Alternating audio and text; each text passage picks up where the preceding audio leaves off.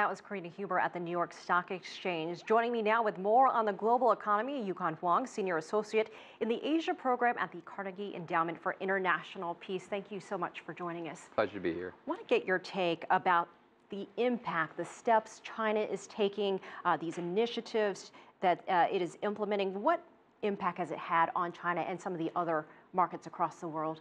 Well, these days, every economic action is being taken far more seriously than it really should be. The recent interest rate cut, for example, should be expected. China's interest rates are higher than other interest rates in the major markets. It should be coming down, and it will probably continue to come down. Its exchange rate is probably a little bit overvalued compared to the other Asian currencies, which have depreciated by 15 to 30% over the last year. So expect it over time to gradually further come down in line with regional currencies. Basically, have a slowdown, and China needs to deal with this. Given China's role in world trade, what does the market crash there mean for other economies? Who has been impacted the most around the world? We have to realize that the equity market in China is not really symbolic of what's going on in the real economy. After all, it surged when the economy was slowing down. A decade ago, it hadn't changed at all, even though the economy is growing at 10%. So there's no direct link between China's equity market and growth. So what is the impact of China in the world? First of all, it's due to changes in its growth rate, and growth essentially translates into trade and capital flows. So the real question is, what's going to happen to China's exports? What's going to happen to China's imports? Can it revive growth? Can it level off? We've been hearing the word correction used a lot in recent days. Does this explain a lot of what we've been seeing, the wild swings in the markets? We have to realize that markets are now globally integrated. Whether it's financial markets, foreign exchange markets, an action here will affect a country there. 10, 15 years ago, what happened in China wouldn't matter. Today it matters a lot. The second largest economy, even if the equity market by global standards is relatively small. So they're all linked. And you don't know actually what is triggering what. You have 24-hour markets.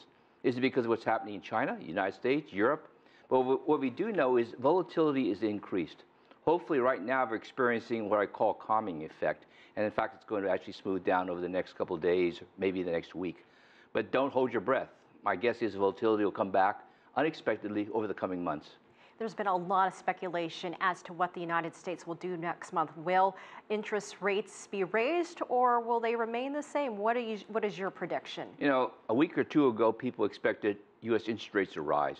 The economy is doing reasonably well. It's been negative, real interest rates for a long period of time. It needed to increase. Now, with all this uncertainty, I guess sentiments basically say, why rush it?